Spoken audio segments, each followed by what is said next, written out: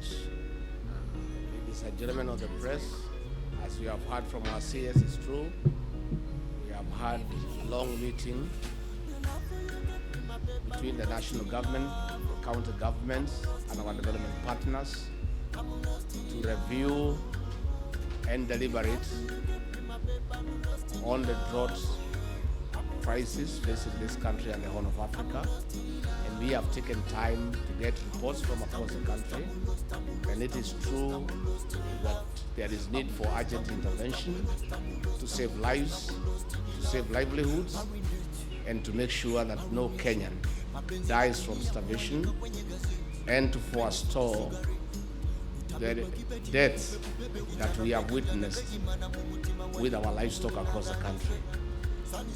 We have agreed on several interventions that the national government will mobilize resources. Our county governments have agreed to provide resources, and our development partners have agreed to support us in a big way so that we can mitigate the effects of the drought, which is as a result of climate change and other factors. In a nutshell, there are several strategies that we have come up with, and one of them is that there has been a lack of coordination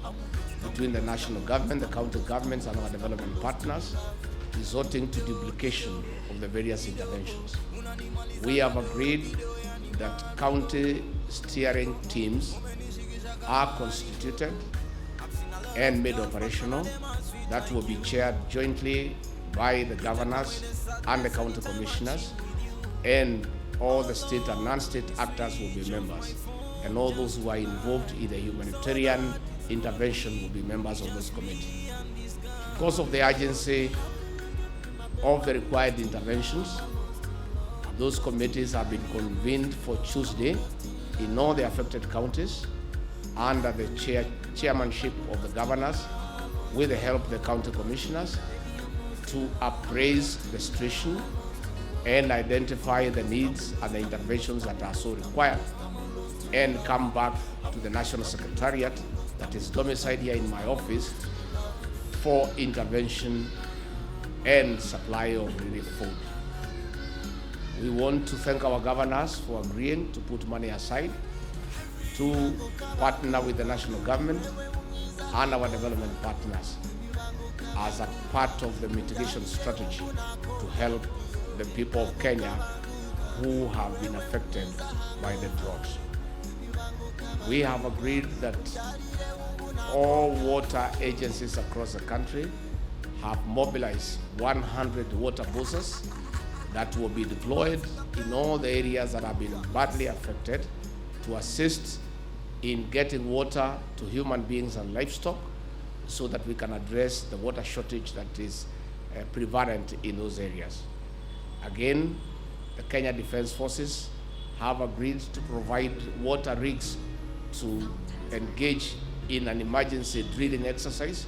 to drill as many boreholes as practically possible in various parts of the country. Again, the Ministry of Water has given a proposal that we are discussing with the Treasury on how we can obtain more water tanks and also contribute in drilling more boreholes in the areas that are required. To enhance transparency and accountability, all food by the national government, by the county governments, by our development partners will be received and distributed by the county coordinating teams. And all that food will be documented from the point of being received up to the distribution. We have also agreed with the county governors for transparency and accountability. All food purchased by the county government will be surrendered to the coordinating teams so that all players are well appraised on what has been provided and in the manner in which it is distributed. Finally, we want to appeal to our development partners and the international community to consider giving us more resources so that we can top up what the national government has put in place in addition to what the county governments will be able to put into place so that we can mitigate the crisis. Again, in terms of livestock intervention, we note with a lot of concern the destruction of livelihoods. Livestock herders who have lost livestock are becoming impoverished and their lives almost coming to a halt. As a part of the mitigation, we have agreed with the Kenya Meat Commission and the Kenya Red Cross within the ambit of the county coordinating teams that we shall purchase livestock for slaughtering and distribution to the needy population for feeding, and at the same time we prepare corned beef for distribution to the schools so that our children are able to go to school without failure. In a nutshell, we want to assure the people of Kenya that our government, county governments, our development partners are well coordinated,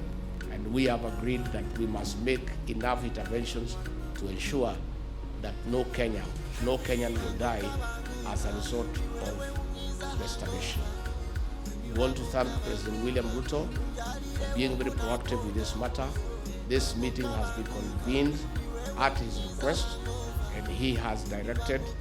that every 10 days we meet so that we can appraise the situation and make the necessary interventions and keep him informed.